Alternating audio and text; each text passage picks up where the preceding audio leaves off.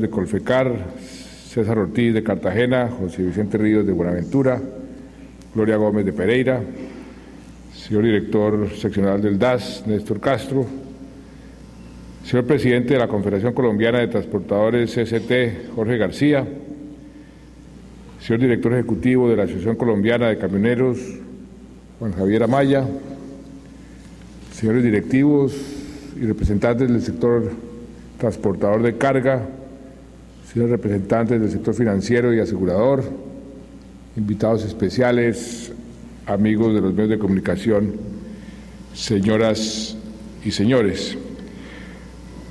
Quisiera comenzar lamentando una triste noticia. Acabo de enterarme que falleció en la ciudad de Nueva York don Julio Mario Santo Domingo.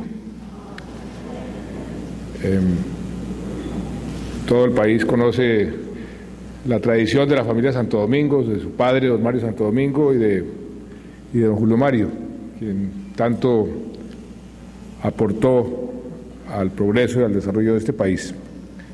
Lamentamos mucho su muerte y le mandamos nuestras condolencias a su señora Beatriz, a sus hijos Alejandro y Andrés, a su hermana Beatriz y a toda su familia y a todos los empleados de las diferentes empresas del Grupo Santo Domingo. Realmente es una gran pérdida y lamentamos mucho esta triste noticia.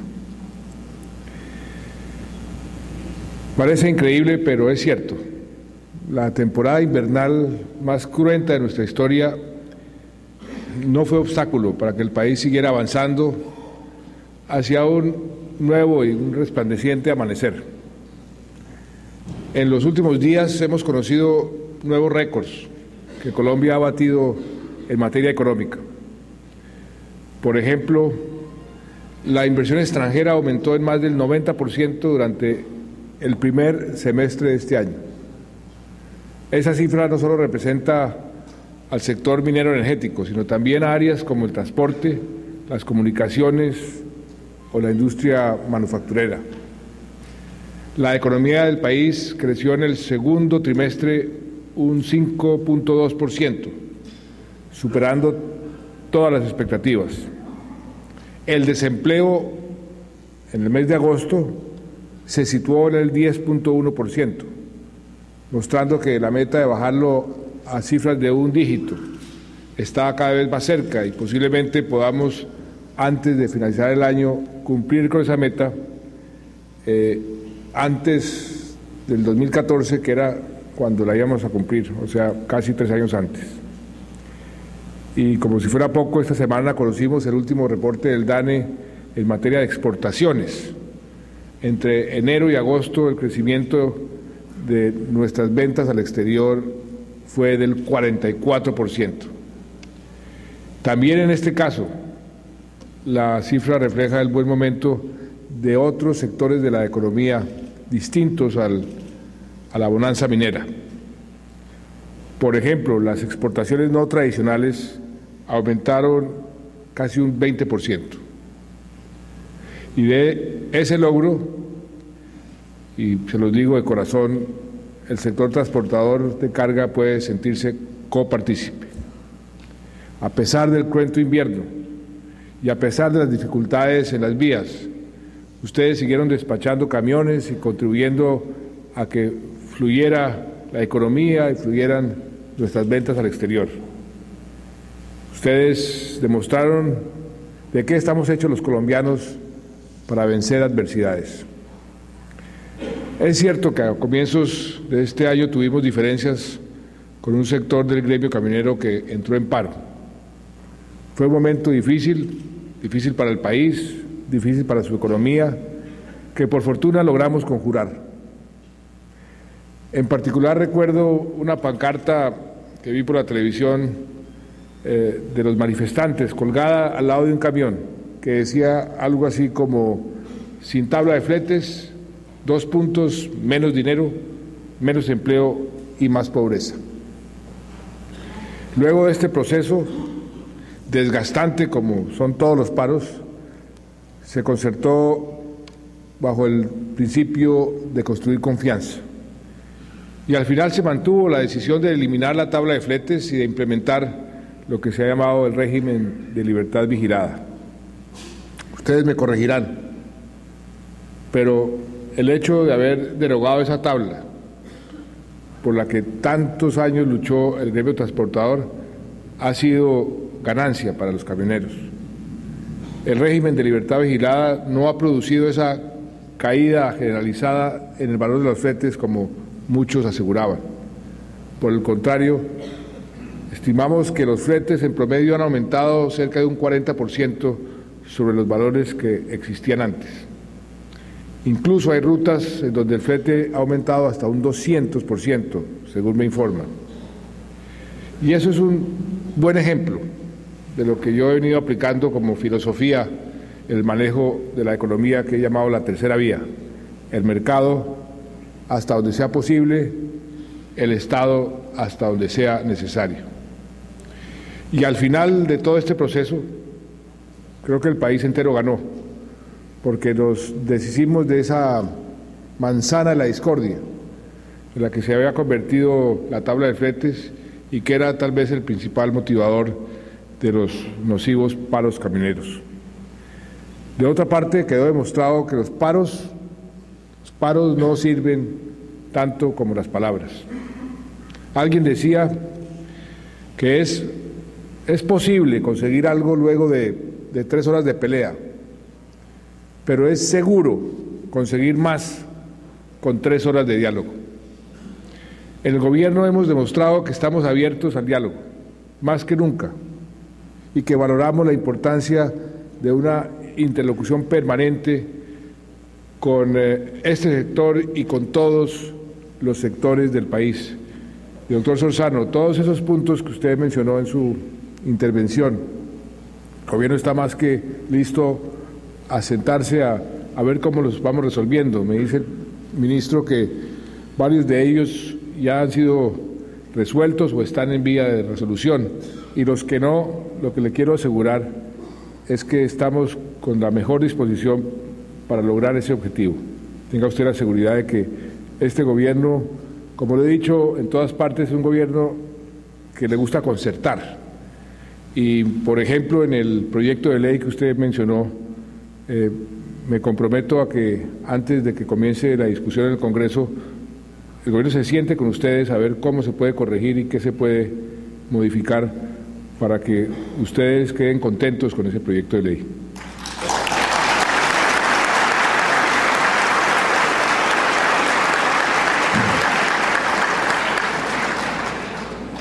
Pero miren la paradoja: cuando aumenta la inversión, cuando crece la economía, cuando aumentan las exportaciones, cuando estamos por fin bajando el desempleo y aumentando el trabajo formal, tanto así que somos el país en América Latina que más empleos ha creado en los últimos 12 meses, más inclusive que Brasil. Algunos sindicatos deciden hacer paro, justo cuando estamos haciendo los mayores esfuerzos de diálogo social y de concertación, tal vez de los últimos tiempos. La respuesta, en lugar de trabajar juntos para que el país se beneficie, los propios trabajadores, y también pensando en los desempleados, la decisión es parar. Afortunadamente, el día de hoy, de un paro de los sindicatos del Estado, afortunadamente se realizó sin ninguna violencia y sin ningún resultado que lamentar. Yo quiero públicamente reconocer que los presidentes de las centrales cumplieron con su palabra, y también señalar que se pueden hacer paros sin violencia, y eso es una demostración de madurez de nuestra democracia. Pero reitero, hemos cumplido y estamos cumpliendo con nuestros compromisos a favor del trabajo y los trabajadores. Somos, y lo reitero y lo he reiterado en todas las formas, respetuosos, muy respetuosos de la protesta social. Eso es parte de la democracia, siempre que no acuda a la violencia. Pero eso sí, creemos también que la protesta debe ser con argumentos. Y este paro de hoy y otros que se anuncian son, tristemente, paros sin argumentos. Tal como lo prometimos, estamos creando el Ministerio de Trabajo, que será una realidad dentro del próximo mes. Sancionaremos la ley que convierte en delito las acciones, no sancionaremos, ya las sancionamos, que convierten en delito las acciones contra el derecho de asociación. Incrementamos, como habíamos prometido, en 100 el número de inspectores de trabajo para controlar, sobre todo, el tema de las cooperativas de trabajo asociado. Prohibimos la contratación de personal para desarrollar actividades misionales de las empresas a través de estas cooperativas. Hasta hemos estimulado la formación de sindicatos, al punto de que en los primeros 8 meses de este año se han creado más de 150 sindicatos nuevos. Creamos además las direcciones territoriales del Ministerio de Protección, un mecanismo de recepción de quejas sobre cualquier actividad antisindical. Y han disminuido las cifras de personas afiliadas a sindicatos víctimas de homicidios. En los primeros 9 meses del año han sido la mitad que en el mismo periodo del año pasado. También hemos renovado la presencia de la OIT en Colombia y hemos actualizado el acuerdo tripartito entre gobierno, empresarios y las organizaciones sindicales. Incluso la misma OIT nos excluyó el año pasado de la lista de países bajo observación especial, donde hemos estado durante tanto tiempo. Pero nada de esto lo vieron los protestantes. En medio de semejante panorama de acciones del gobierno a favor de los trabajadores, se han concentrado en exigir la expedición de un decreto sobre negociación colectiva de los trabajadores del Estado, una norma cuya concreción venimos discutiendo, y lo que pasa es que jurídicamente nos han dicho que requiere de una ley, no se puede hacer por decreto. Por eso digo, este es un paro, como ustedes pueden ver, un paro sin argumentos. ¿Y qué decir del paro que han anunciado algunas organizaciones radicales de estudiantes y respaldado por FECODE, que por causa de la reforma a la educación superior que se presentó en el Congreso? Aquí sí que no hay argumentos, sino información tergiversada sobre el alcance y el contenido de esta reforma. Y lo peor es que engañan a estudiantes, engañan a docentes, engañan inclusive a los padres de familia, diciéndoles que la reforma tiene contenidos que no son ciertos.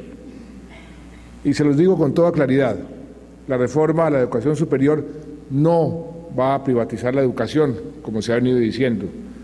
La reforma a la educación superior no le va a convertir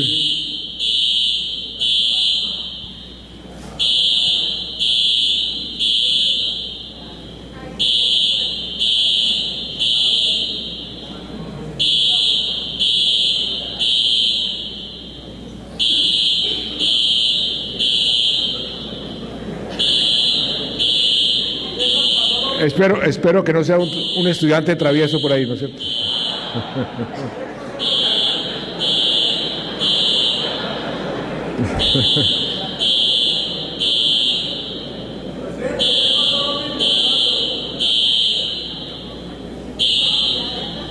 Muy bien.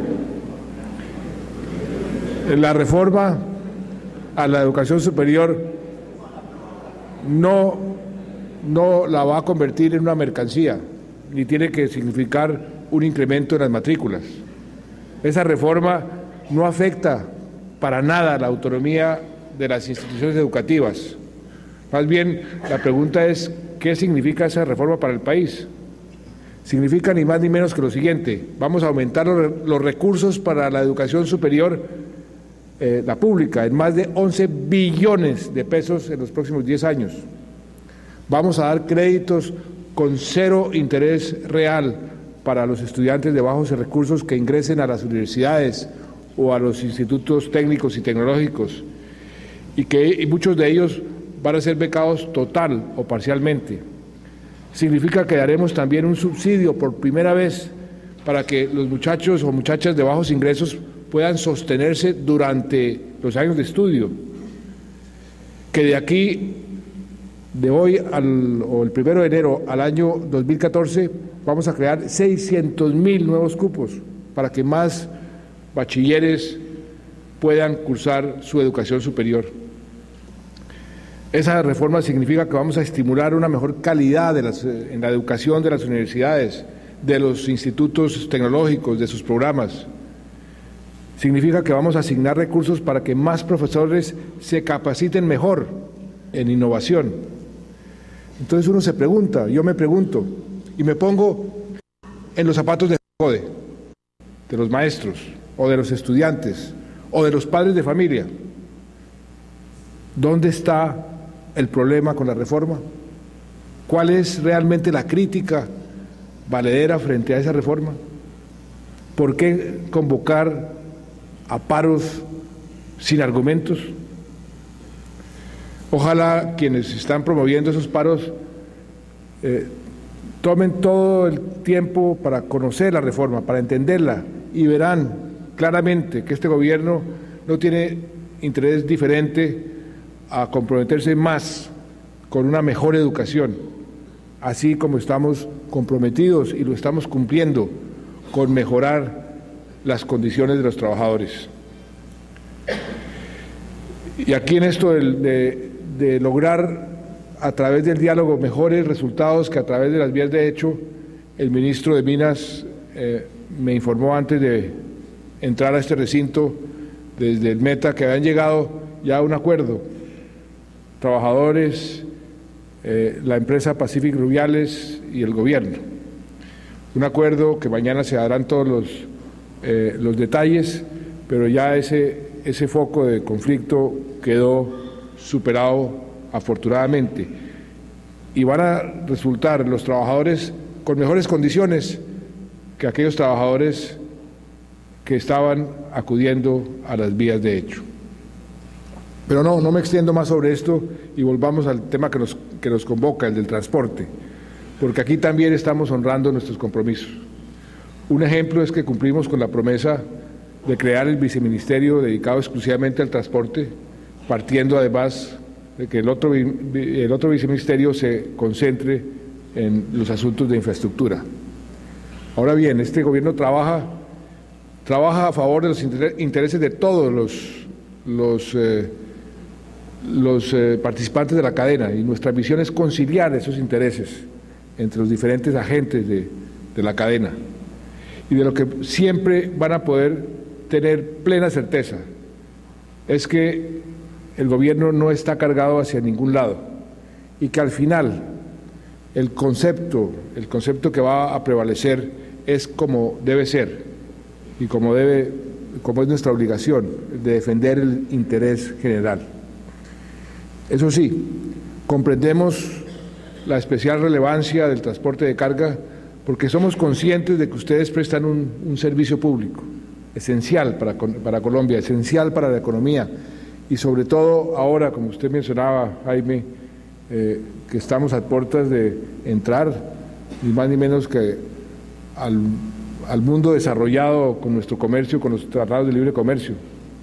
Yo espero que el próximo miércoles, más o menos a esta hora, podamos estar diciendo se aprobó en las 4 discusiones el Tratado de Libre Comercio con Estados Unidos, y eso va a cambiar en forma muy importante la perspectiva de la economía colombiana.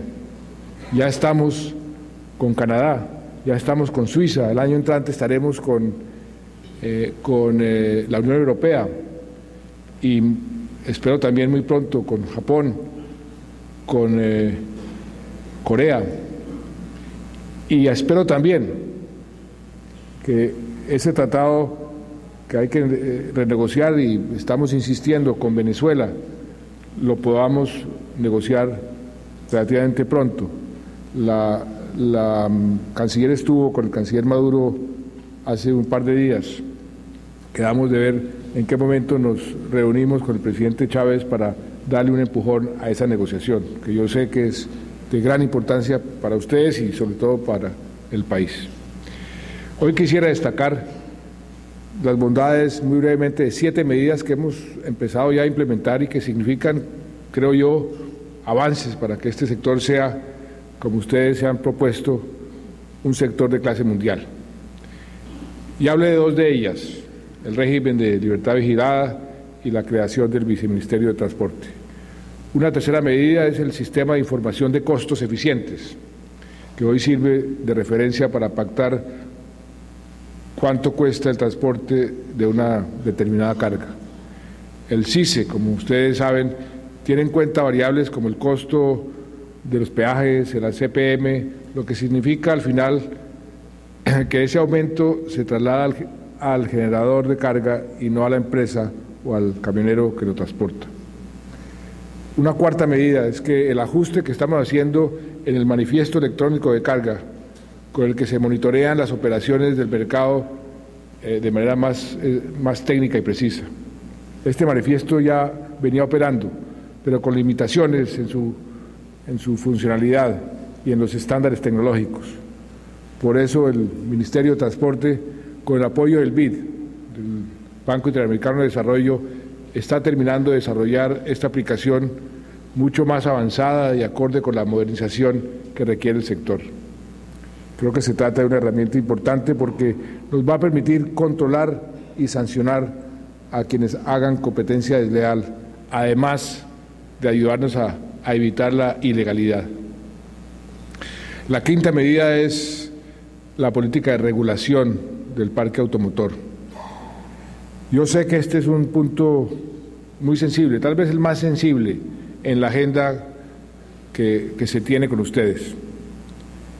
Y le repito lo que dije antes, es posible conseguir algo luego de 3 horas de pelea, pero es seguro conseguir más con apenas 3 horas de diálogo. Sabemos que la actual política que regula el parque automotor genera controversias y algunos piensan que no es buena porque motiva la llegada de vehículos nuevos sin que se chatarrice en la misma proporción. En esta discusión hay muchos puntos de vista y muchos sectores involucrados, transportadores, generadores de carga, ensambladoras y comercializadores e importadores de vehículos. En medio de ese abanico de intereses, es apenas lógico que intervengan los ministerios de Transporte, el Ministerio de Hacienda, el Ministerio de Industria y Comercio, además de Planeación. Por eso creo que lo más sensato que podemos hacer nosotros es llevar el tema al más alto escenario, al más alto escenario de deliberación en el gobierno, que es el COMPES. Y aquí vuelvo y repito, el gobierno no está ni estará nunca cargado hacia ningún lado.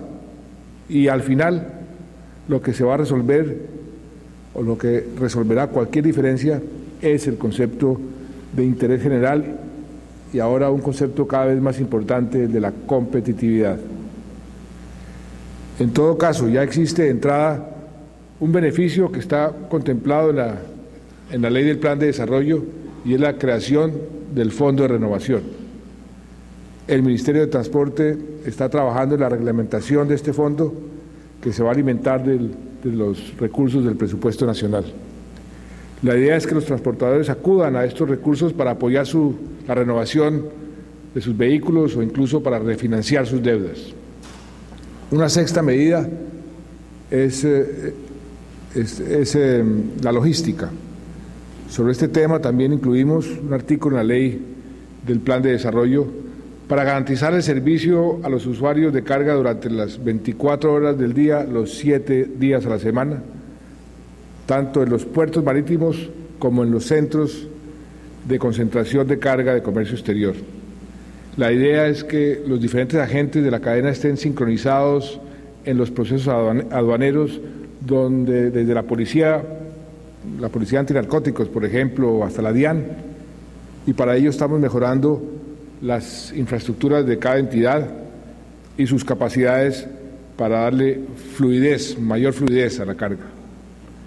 Eso no solo significa trabajar 24 horas, 7 días, sino que también requiere, por ejemplo, el uso de tecnologías como inspección de rayos X para no tener que abrir todos los contenedores.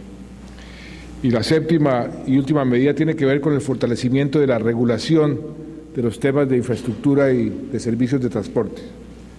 Para coordinar esta tarea tenemos ahora, como había dicho, 2 viceministerios, cada uno especializado en sus respectivos temas, y estamos trabajando para diseñar un sistema regulador más práctico y más efectivo. Y en lo posible estamos viendo cómo podemos hacer la parte institucional, en lo posible sin que sea necesario crear nuevas instituciones, que a menudo, y esa es la experiencia que hemos tenido, traen más costos y también traen más problemas que beneficios. Pero eso también lo podemos hacer de común acuerdo para ver cómo podemos diseñar una entidad que genere confianza. Yo creo que cualquier entidad que regule debe tener la confianza de la gente a quien regula. La infraestructura es otro de los temas esenciales en los que estamos avanzando, aunque debo admitirlo, no al ritmo que hubiéramos querido ni al ritmo que necesita nuestro aparato productivo. Esto se suma al rezago histórico de nuestro país en el tema de infraestructura, un rezago que se ha convertido en un verdadero cuello de botella para nuestra competitividad. Y además ustedes lo sufrieron en carne propia, todo esto se agravó con el drama del invierno. Pero la decisión del gobierno, y creo que ustedes lo deben entender bien, la decisión del ministro es hacer las cosas bien, hacer las cosas al derecho. Así nos demoremos un poco más,